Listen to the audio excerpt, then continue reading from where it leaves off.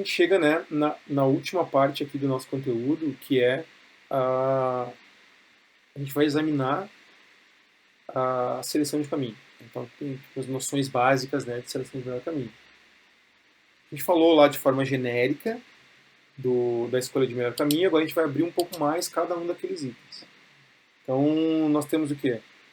O algoritmo de seleção de melhor caminho do BGP, ele vai influenciar como o tráfego entra ou sai do OS. A gente falou antes. Algumas configurações lá do router modificam os atributos para influenciar esses tráfegos. Então a gente falou lá atrás também. Tudo vai depender dos requisitos da rede.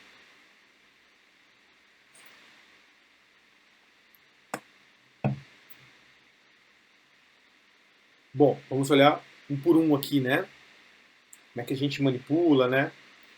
Então o primeiro que a gente viu lá foi o waiting. A gente falou que o waiting é proprietário da Cisco, né? Não vou entrar em tantos detalhes assim, que a gente já falou. O waiting, então, ele tem um valor de 16 bits, ou seja, vai de 0 até 65.535 e tem valor local, ele não é anunciado para outros routers. O caminho com maior weight é preferido. E o weight ele pode ser definido, né, para rotas específicas através do nosso canivete suíço lá, né, que é o route map. O route map de entrada ou para todas as rotas aprendidas com um vizinho específico. Então eu posso definir um weight, né, um peso para um determinado prefixo que o vizinho está me mandando, ou para todos os prefixos que aquele determinado vizinho está me mandando. Então o weighting ele não é associado a peers, ele influencia apenas o tráfego de saída de um roteador ou de um AS. Tá? Então, no Cisco, né, reforçando, nas caixas da Cisco, por ele ser a primeira etapa do algoritmo de melhor caminho, ele vai ser usado quando os outros atributos não devem influenciar o melhor caminho. Então, o que a gente tem aqui, por exemplo? R2, eu tenho. Estou exibindo aqui as informações, né, do meu vizinho, do meu neighbor. Nesse caso aqui, estou exibindo uma rede, né? Então, estou dando lá show BGP PV4 Unicast, a rede 172.16.10/24. E aí, o que está me mostrando? Ó? Que eu tenho dois caminhos estão disponíveis, né? O primeiro é o melhor. Então, olha o que ele está me dizendo. Olha, tem um caminho que é via OAS 65300 e tem um caminho que é pelo OAS 65100. As outras métricas, ó, os outros atributos, ó, Orange IGP, o MED aqui está 0, Local Preference está 100 e o weight, ó, desse cara aqui é 123. Como o maior weight vence, ele escolheu essa rede aqui, ó, como best. Tá? Então ela é válida, ela foi aprendida de fora, né, uma rede aprendida de outro AS, e eu selecionei ela como a best.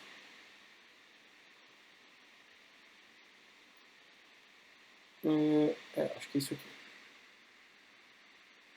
Aqui eu coloquei um exemplo, né, de como o weighting faz influencia, né, esse tráfego. Então a gente tem o quê? Os roteadores B e C, aqui ó, o B e o C, eles aprenderam a rede 172.20.00 aqui.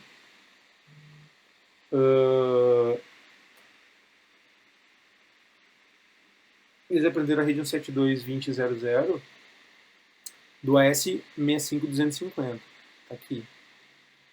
E propagaram essa atualização para o roteador A. Então, o nosso roteador A está aqui. Ó. Ambos propagaram essa informação que eles aprenderam para o roteador A. Então, o A recebeu de dois caminhos. A tem duas maneiras de alcançar a rede 172.20.00. Uma pelo router C e uma pelo router B. No router A, a gente está manipulando o weight. Então, a gente está dizendo o quê? As atualizações que eu receber de B estão definidas com weight 200. As atualizações que eu receber de C, o weight é 150. Se a gente pensar, ó, ninguém aqui dentro desse router, desse AS, se eu tivesse outros roteadores aqui, né, nenhum deles sofreria influência dessa configuração que nós fizemos no router A. Então ninguém do AS do router A, o AS64500, conhece o weight, apenas ele, apenas aquele router que está dentro do AS. Então, lembrando que o maior weight é preferido, o meu caminho vai ser via router B. Certo? O weighting aqui é bem tranquilo. Na sequência a gente tem local preference, né? Então a gente já falou um pouquinho dele, né? O local preference ele é um welcome node discretionary, né? Ele vai inserido nos anúncios de caminho dentro do AS, né? No AS. Esse atributo ele tem preferência local no AS e ele tem um valor de 32 bits. Então ele vai de 0 até 4 bilhões de alguma coisa. Então, ele tem essa indicação da preferência para sair do AS para a rede de destino. Então, quando eu configuro um local preference, eu estou influenciando as informações dentro do meu AS. Tá? Quando eu aplico um determinado local preference para uma rota, um determinado prefixo, essa informação ela é propagada para os meus peers IBGP. E esses peers IBGP também alteram seu local preference com base nessa informação que eu estou propagando. Tá? Então, eu não tenho um anúncio do local preference entre peers EBGP, não anuncio para os meus vizinhos EBGP, e eu uso ele para influenciar o endereço próximo salto. Né? Próximo salto aqui, no caso, para o tráfego de saída. Então, eu escolho qual é a melhor rota de saída, no caso aqui um S-out, né, para o meu sistema autônomo. Eu tenho o valor de weight mais alto, então o weight mais alto eu vou preferir para me influenciar a seleção de melhor caminho, né, em outros peers de IBGP, sem afetar em nada as configurações do IBGP, né, porque, de novo, essa preferência ela é local. Eu não anuncio isso para fora, eu não mando meu weighting para fora. E mesmo que eu mandasse, né, na verdade eu não mando, eu já vi algumas configurações, né, no sentido contrário, o cara que está do lado de lá ele vai ignorar isso. Né? A própria RFC diz que eu não devo enviar. Né? Algumas implementações de BGP nem mando, ela bloqueia. Se a gente snifar lá se a gente fizer uma captura com TCP dump, se a gente ligar, por exemplo, lá um debug, a gente vai conseguir ver isso, né? O BGP mostrando essa mensagem que ele não vai mandar, que ele não pode mandar informação de local preference para fora. O que mais? Na tabela aqui o que a gente tem, né? A gente mostra as rotas que estão lá na nossa BGP table, ó. De novo para a rede 172.16.10/24. No R2, tá? Então eu estou no roteador 2 aqui. O que eu tenho? Na terceira linha de saída aqui, o roteador vai indicar que existem dois caminhos. Aqui que a gente viu de novo. Ó, olha só, eu tenho dois caminhos. O primeiro é o melhor. Tá? O primeiro é o melhor. E aqui, ó, o que eu vou ter? O weight não tem, né? Não aparece. Quando não tem o weight não aparece. Então, como eu não tenho weight, e eu tenho aqui, ó, esse caminho aqui tem um local preference 333, e esse aqui tem um local preference 111, maior local preference foi escolhido. Então ele acabou escolhendo o melhor local preference para atingir essa determinada rede aqui. Aqui eu coloquei uma figura, né? Acho que de uma forma visual é melhor da gente entender. Então eu tenho o router A e router B, são vizinhos, né, IBGP, dentro do mesmo AS, IBGP, certo? No AS 64520, e ambos, né, vão receber, ou estão recebendo atualizações sobre a rede 172.16.00. Está aqui, né, atrás do AS 65300. Tá? Então, eu estou recebendo a propagação desse prefixo por aqui, também estou recebendo a propagação desse prefixo por aqui. E agora, qual dos dois caminhos eu vou utilizar? Então eu tenho dois caminhos diferentes para alcançar a mesma rede. Eu quero influenciar.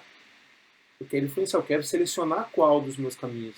Não vou deixar para o BGP, não vou deixar na mão do algoritmo de melhor caminho do BGP. Eu vou influenciar. Então, o que eu faço? No router A,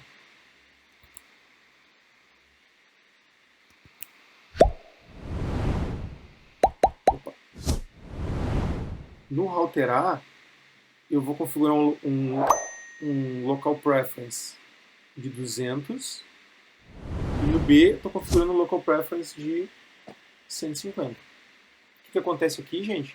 Local preference, o maior local preference ganha.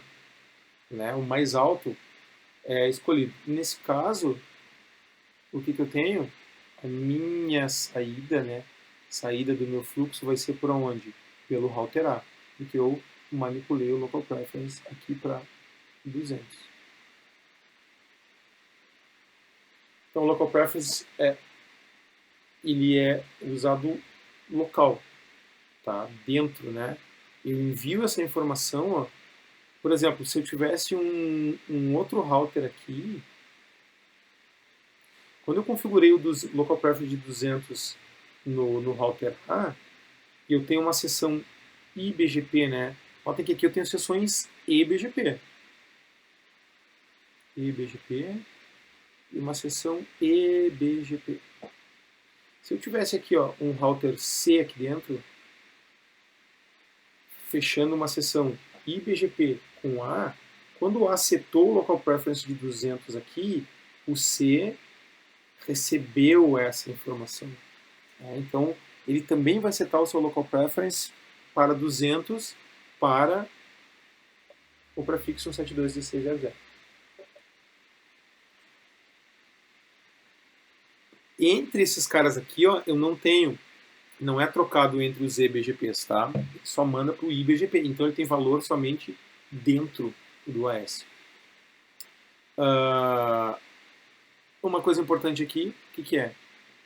O local preference default ele é 100. A gente não falou do waiting, né? Mas o waiting padrão não tem, tá? E o local preference nesse caso é 100. Bom, esses aqui são os dois mais importantes, né? O material fala um pouquinho dos outros aqui pra gente. Então a gente tem o quê?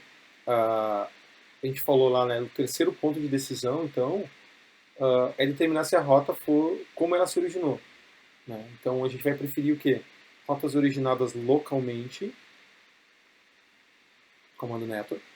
Né? Depois eu vou preferir agregados e depois rotas recebidas o quê? De vizinhos. Então, primeiro, ó, aquelas informações geradas por mim, localmente. Na sequência aqui a gente tem o IDP, né? Que é o que a gente falou lá, na verdade, uma informação de métricas dos IGPs, né? Então, o BGP ele não usa a métrica de caminho devido a problemas de escalabilidade, né? Combinados aqui com o que ele chama de noção de cada S, tá? Então, a gente tem um cálculo dessas métricas. O BGP, a capacidade que o BGP tem, né, de tomar decisões de roteamento com base em uma métrica de caminho é uma opção viável. Porque todos os AS estão sob o controle de um único domínio. Né? Então, a gente tem as políticas de roteamento consistentes tanto para BGP quanto para IGP. E a gente tem essas redistribuições que acabam acontecendo dentro do BGP, né? Eu redistribuo um IGP dentro do meu BGP. Então eu tenho o quê? Um caminho com uma métrica, a IGP, preferido a um caminho sem uma métrica. Se o endereço do próximo salto ele exigir uma pesquisa recursiva, o caminho IGP vai precisar calcular uma métrica derivada para incluir a distância até o próximo salto. Aí começa a ficar um pouquinho complicado, né? Então ele tem uma fórmula aqui que é o quê? A métrica derivada igual a métrica original mais a métrica do próximo salto. Né? Então ele vai pegar a original mais a métrica acumulada do próximo salto. Né? Então ele vai fazer uma soma desses dois caras aí. Ainda, se existir vários caminhos, a IGP, e o endereço de próximo salto contiver uma métrica acumulada, né, uma métrica de IGP acumulada, e o outro não tiver, o caminho que não tiver não vai ser usado. A métrica, a IGP do próximo salto, então, ela é adicionada de forma recursiva se várias pesquisas forem executadas. Então, notem que, dependendo, né, das métricas do IGP, isso pode estar influenciando a maneira como o BGP faz a seleção de melhor caminho. Na sequência, a gente tem o menor local preference.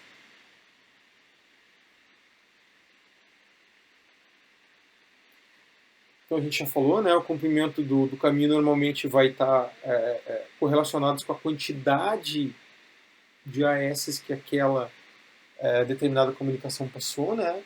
Então, sempre um caminho mais curto para a gente vai ser o preferido.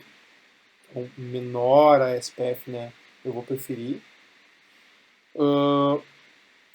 Essa adição de número de AS no caminho acaba tornando mais longo, né, o que a gente chama de prepend. Inclusive, o prepending aqui é a maneira que eu tenho, né, eu posso estar prependando um determinado endereço, ou seja, estou aumentando o número de AS naquele caminho para que eu possa estar piorando aquele determinado caminho. Então, se eu quiser que algum caminho seja pior do que o outro, eu vou fazer lá uma route map para eu estar setando, para dar um set para o pending e eu vou adicionar manualmente mais AS a um determinado caminho. Tá? Então, isso a gente também pode fazer. O que mais?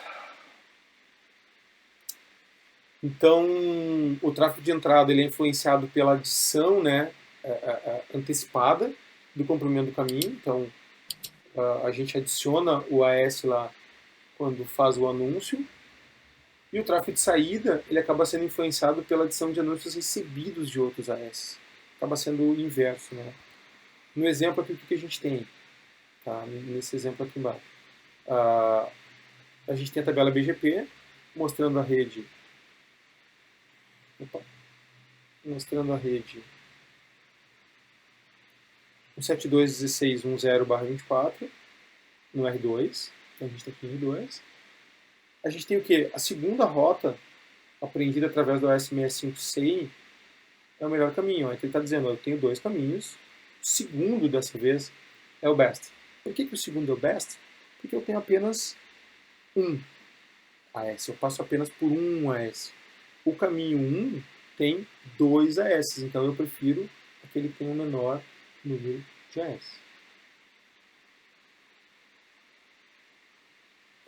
O ORD, então, a gente falou, né, que por padrão as redes anunciadas por meio da instrução network, né, quando eu dou o comando network, elas são IGP e elas recebem o identificador I. Então eu vou preferir, ó, rotas com I, né, para mim são melhores, e o incomplete eu vou deixar para depois. Aqui ele está fazendo o mesmo exemplo. Ó. Eu tenho 2 caminhos para alcançar a rede 172.16.10/24 e o segundo é o melhor. Aqui o segundo é o best. Por que o segundo é o best? Porque o segundo é o I, né, o Orange IGP, e o primeiro é incomplete. O ponto de interrogação. Então ele preferiu o Orange com IGP. O MED. Né, o MED ele acaba sendo um caso à parte aqui, tá? Por quê? O MED ele é um atributo não transitivo do BGP. Então ele tem um valor de 32 bits, que a gente chama de metric. Então lá na BGP Table, vocês não vão ver o MED, vocês vão ver metric. Tá? O MED ele é definido automaticamente, né, quando a gente anuncia ou redistribui.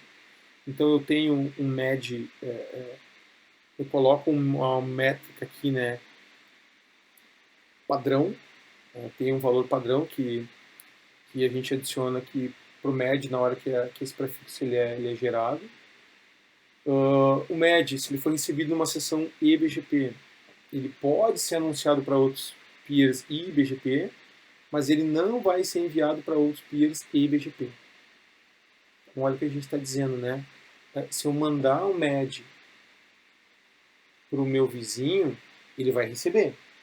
Ele até pode mandar esse MED para um peer eBGP dele, mas ele não manda para outro peer eBGP.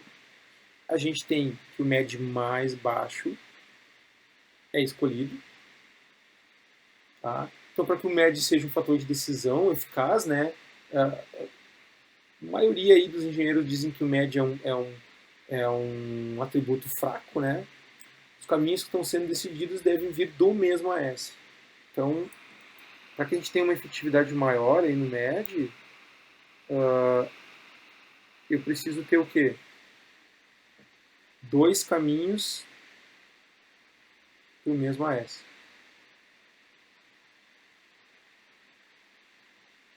Então, estou mandando MED para cá, estou mandando MED para cá. E sim, aí eu vou ter vai ser efetivo, né? Digamos que eu tenho uma sessão aqui. Se a gente não tiver o MED, né? Se ele estiver ausente,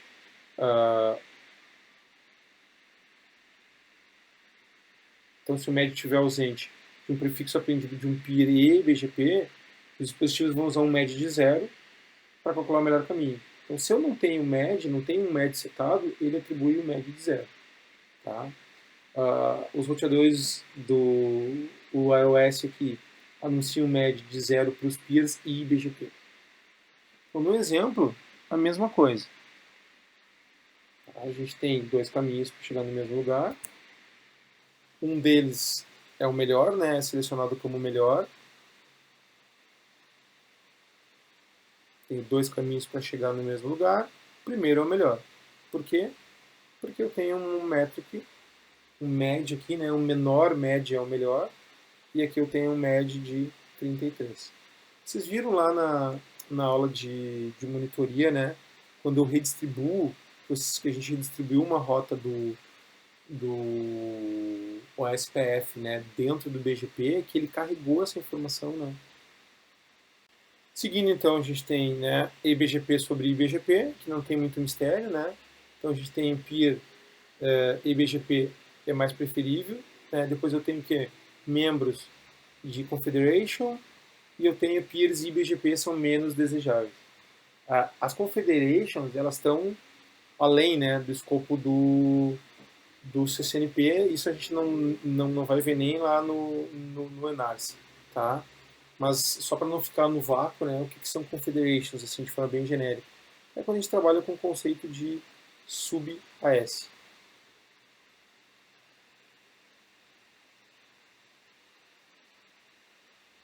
Então a gente trabalha com o conceito de sub-AS, né? Eu pego o meu AS número 1 e eu quebro ele em 2 sub-AS. Eu pego esses caras aqui que antes eles tinham seções IBGP, né, eu transformo cada um conjunto, né, de equipamentos num sub-AS e aí eu fecho uma seção eBGP entre esses caras aqui. Eles são agora são AS diferentes, né? Não é mais um IBGP. E aí eu consigo contornar um pouco do problema do full mesh de IBGP.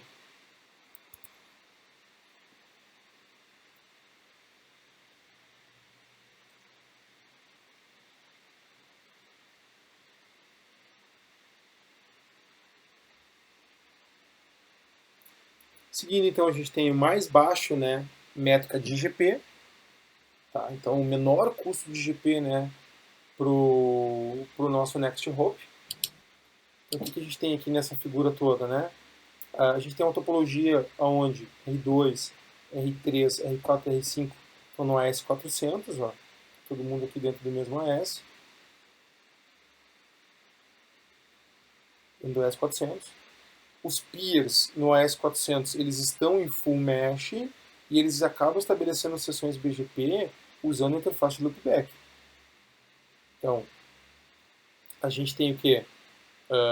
Interface de loopback, né? Métrica 1. A minha interface aqui, provavelmente por C10 ele é um Ethernet, né? A gente vai ter custo 10. Então o R1 ele anuncia o prefixo da rede 172.16.0.24 para R2 e para R4. É o que ele está fazendo aqui, ó. R1 está lá no outro AS, né? Está fazendo o quê? Está anunciando esse prefixo para cá e está anunciando esse prefixo para cá. R3 vai receber esse prefixo, né? E ele vai preferir o caminho do R2 comparado ao caminho IBGP do R4. Por quê? Porque a métrica para alcançar o endereço do próximo salto é mais baixa. Então ele tem o quê? Ele não vai fazer esse caminho aqui, né? Porque aí ele vai ter uma métrica de 20, 10 mais 10. Por R2, a métrica é 10, né? Porque ele passa somente por esse segmento aqui. R5, a mesma coisa. Vai preferir o caminho por R4, porque comparado com R2, a métrica para alcançar o endereço do próximo salto é mais baixa.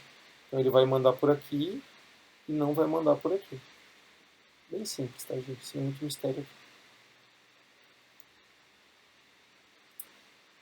E aí a gente tem aquele conjunto, né, que nós falamos lá, mais antigo, né, caminho mais antigo, router ID menor, né, menor router ID, e aqui o mínimo, né, comprimento mínimo da lista de clusters. Então são atributos aqui que dificilmente serão usados na seleção, mas eles existem. E aí, por fim, né, para a gente finalizar o nosso capítulo aqui, eu tenho o endereço de IP do meu vizinho mais baixo. Que tem também sem muito mistério, né? É a última etapa. No último caso vai ser selecionado, né? Essa etapa ela é limitada aos peers IBGP, né? Porque os peers IBGP usam o caminho recebido mais antigo, ou seja, numa fase anterior do algoritmo, o IBGP já foi preferido, né? Então a gente tem o que? Só para fechar. Na figura do exemplo, ela acaba demonstrando esse conceito, né, da escolha do roteador com endereço vizinho mais baixo. R1, nesse caso aqui,